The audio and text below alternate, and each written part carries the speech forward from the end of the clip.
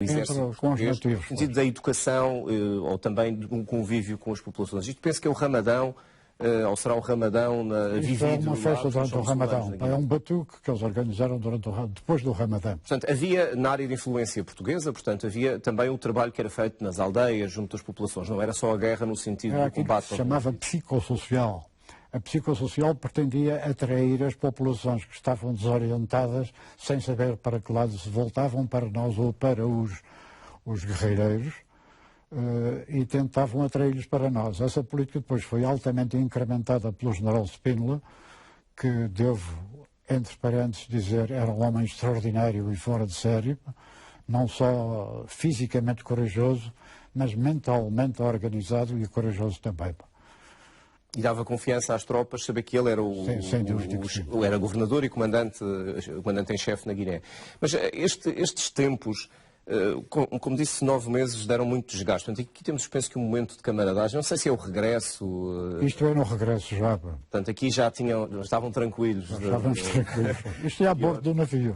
Pior já tinha passado. Portanto, regressaram, embarcaram, penso que a 18 de novembro, 18 de agosto de 68. E isto mostra uma outra realidade, que é o que fica. Os irmãos de armas são irmãos para a vida toda. Exatamente. A continuidade da vida militar entre civis. Todos os anos eu tenho um almoço com os homens da minha companhia. Reúnem-se, já não tantos como aqueles que existiam no princípio, não eram já 180, mas aparecem 50, 60, 70, de acordo com os anos e com a acessibilidade do local escolhido, quase sempre no norte do país, porque eles são predominantemente do norte, e encontro-me com eles e há uma grande festa de saudade de coisas passadas em comum e de uma amizade que ficou através dos tempos. Dr. António Loja, a propósito da guerra, escreveu um livro que é As Ausências de Deus, no Labirinto da Guerra Colonial, um dos que temos aqui nesta mesa, onde, no resumo da badana, da contracapa, tem estas frases. Aprendi na guerra a respeitar tanto a coragem como o medo. Ambos existem em nós em diferentes momentos. A coragem é apenas a capacidade de vencer o medo que a todos por vezes invade. Sentiu medo muitas vezes? Como é? Sentiu medo muitas vezes? Sim. É impossível não sentir medo no meio de explosões de granadas poderosíssimas.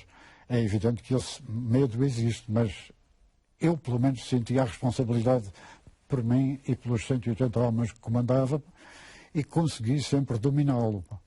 Portanto, não se podia, apesar de sentir o medo, não se pode demonstrar o medo para quem comanda, não tem esse luxo. Exatamente, não se pode permitir essa liberdade, porque isso ia lançar a desorientação entre aqueles homens que se comandam. E, inclusivamente, às vezes é preciso atalhar determinadas reações de medo. Eu menciono isso neste livro, Nas Ausências de Deus.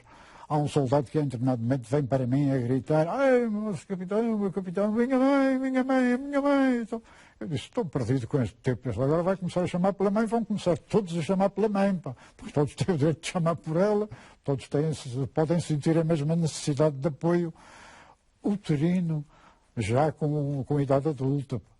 Mas... Como é que lidou com isso? Como é que lidei? Dei-lhe uma estalada monumental que ele ficou com a cara virada do avesso. Para o homem acordar. O homem acordou, eu deitei ao chão ao meu lado e disse: olha, eles estão ali, tu vais pegar agora numa granada de mão e vais atirar para liquidar aquela metralhadora que está ali a incomodar-nos. Tens de tomar muito cuidado que ela passe por cima daquele baga-baga. Baga-baga é uma casa de formigas que fica dura e empedernida. Porque se ela bate no baga-baga e vem para trás, mata-nos a nós. E diz: tu mereces morrer porque estás a chamar pela tua mãe, mas eu não mereço que não chamei pela minha. Enfim, fazer um bocado de humor no meio da desgraça. Ele atirou a granada. E tens de tomar cuidado também com as árvores que estão em cima, porque se bate na árvore e volta para trás, acontece o mesmo. Morremos ambos aqui. O rapaz fez aquilo que eu chamei um lançamento olímpico. Pegou na granada, atirou-a, passou por cima do baga-baga e debaixo das árvores, a metralhadora calou-se, eu dei-lhe uma bacadinha nas costas e disse: muito bem, sim senhor, está resolvido. Ficámos amigos sempre, uma estalada não tinha significado. Aliás, acontecia por vezes assim uma dessas punições súbitas, assim, um safanão num soldado, mas 5 minutos depois estávamos a tomar uma cerveja no bar e a amizade manteve-se através destes anos todos. Como é que a companhia lidava com as baixas? Perderam alguns homens, imagino. Isso era o problema máximo para mim, pá, porque não tinha de lidar com as famílias dos mortos, pá. O que era um alívio, porque assim carregava disso era o Ministério da Defesa. Mas tinha de lidar, pá, com a ausência de um indivíduo, de um camarada que tinha morrido e com quem todos tinham ligações afetivas, amizade, etc. Porquê que escolheu este título, As Ausências de Deus? É porque, na sua perspectiva, Deus não está na guerra? Deus não está na guerra, não. Eu recordei-me de uma frase de uma catequista que tinha tido da minha infância religiosa, que dizia que o inferno é a ausência de Deus. Isto é, o inferno é um lugar que existe, pretendia ela convencer-nos dessa desgraça, mas é o único sítio onde Deus não está presente. E a guerra faz-me lembrar exatamente isso. É um sítio onde Deus está ausente. Ali, no Mejo, a sua própria moral enquanto comandante de uma companhia foi-se degradando. E chegou um momento em que o doutor perdeu o controle, digamos assim, ou quase perdeu o controle. Chegou um momento em que quase perdi o controle e fiz uma coisa inédita na Guiné. Pá. Mandei uma carta para o comandante de batalhão a apresentar a minha demissão do Exército. O que era um absurdo. Como se isso fosse possível, não é? Porque as regras não eram essas. O homem ficou embaraçado, não sabia que raio vou fazer agora com este capitão que se quer demitir. Pá. Mandou-me para os serviços neuropsiquiátricos em Bissau. E eu fui para Bissau. Pá. Fui aos serviços neuropsiquiátricos, fiz-lhe a vontade, depois estive lá, fui consultado, eles achavam que eu estava perfeitamente normal, apesar de ter mandado aquela carta insólita, e eventualmente regressei ao quartel. Já estava mais calmo, mais tranquilo, e portanto a coisa acomodou-se. Mas continuava desgastado e a companhia também. Depois mandaram-lhe um médico à companhia. Exatamente. Nessa altura mandaram um médico à companhia. Mandaram um médico. E o médico chegou lá e constatou que aquilo não era sítio para pessoas normais viverem.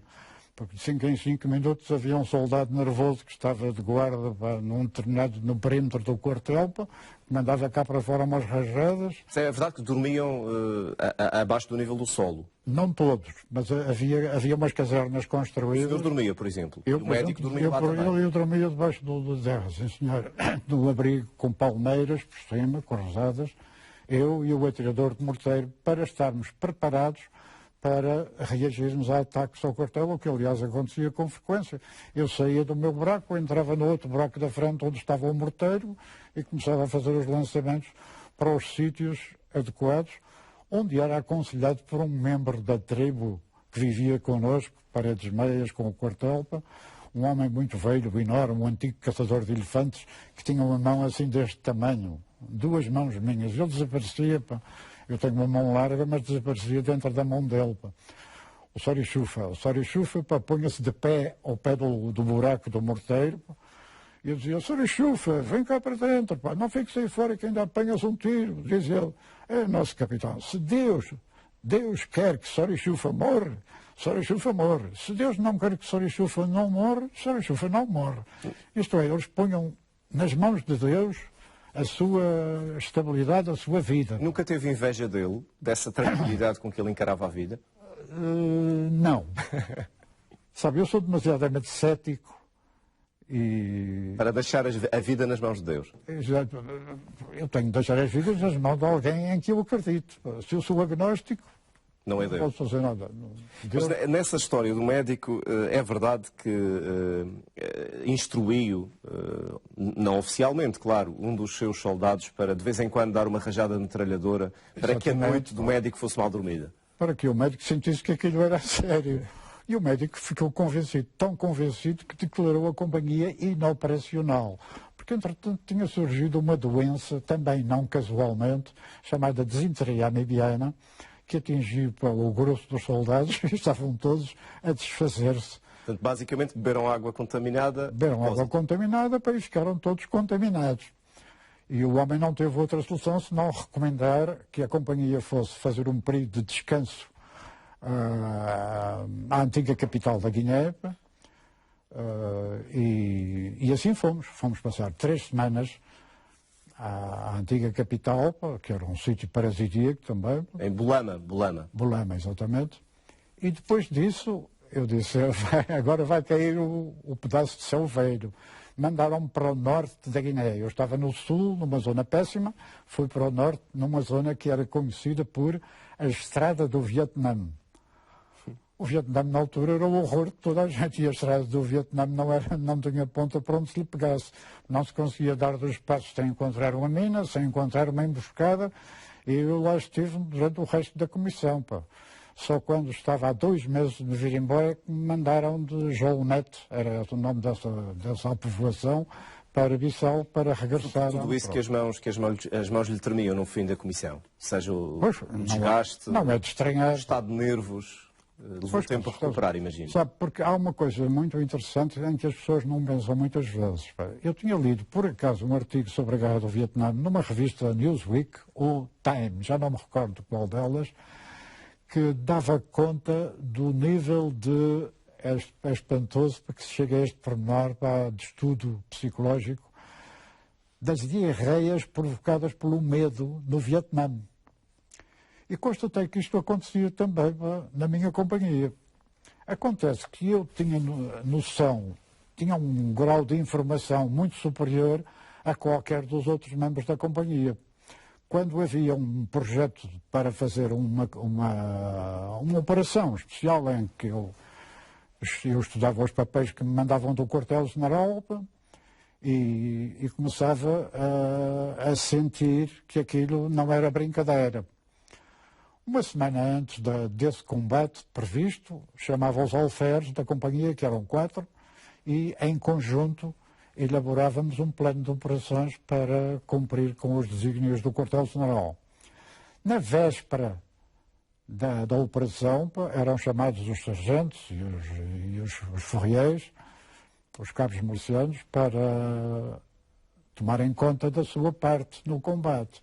E os soldados só sabiam da operação no momento da saída, para garantirmos sigilo, que era essencial no desenrolar das operações. Resultado, eu constatei que estava a ficar desarranjado, estava com uma diarreia a partir da primeira semana, mas depois começava a encontrar-me na porta da casa de banho com os alferes, depois com os ferreiros, um desastre.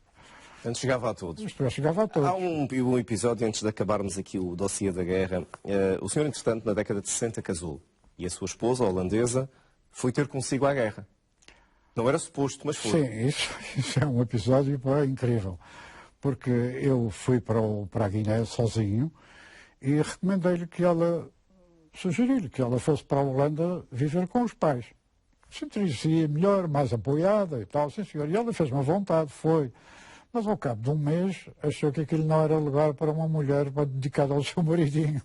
E então meteu-se no avião e foi ter a Bissau. Foi ter a Bissau, quando chegou a Bissau perguntou como é que se vai para a Aldeia Formosa. Nessa altura eu ainda estava nesse sítio paradisíaco. Só num avião alugado. Ela alugou um avião e foi ter a Aldeia Formosa. O que dá a ideia também da falta de segurança que havia entre as próprias Forças Armadas. Mas o senhor não sabia que ela ia? Eu não sabia que ela ia. Como é que foi essa reação? O piloto disse-me, tem aqui uma encomenda para si, o piloto do avião alugado. Faz o avião e sai mais lá do avião e diz, o que vais fazer para aqui agora? Venho estar contigo, estar comigo, vamos a ver como é isso, porque os soldados não são autorizados a trazer as mulheres, ninguém é autorizado a trazer as mulheres, é proibido trazer as mulheres para aqui, e agora pomos-me numa situação inconcebível de ilegalidade. Mas vamos a ver como é que se resolve isso. Eu reuni a companhia democraticamente e disse, esta senhora veio para aqui porque quer viver comigo. E a minha mulher, vocês conhecem-na já, do quartel, anteriormente, quando estávamos em Abrantes, preparados para vir cá, ela aparecia por lá, porque eles conheciam-na, e eu tenho de mandá-la de volta. Nosso capitão, não faça isso, deixa a senhora aí, deixa a senhora aí com a autorização dos soldados. E o coronel, como é que eu me vou desenrascar? O coronel fingiu que não sabia, devo-lhe essa gentileza. Fingiu que não sabia e só no momento em que foi transferido da Aldeia Formosa, sítio magnífico, para Mejo, colónia penal de Mejo, é que eu disse, agora tens de ir para Bissau, e depois lá resolves o regresso para a Holanda quando quiseres. Ela foi para Bissau e eu fui encontrar-me com o comandante para passagem para Mejo, porque se ia de barco através daquela teia de raios complicada da Guiné, pá, e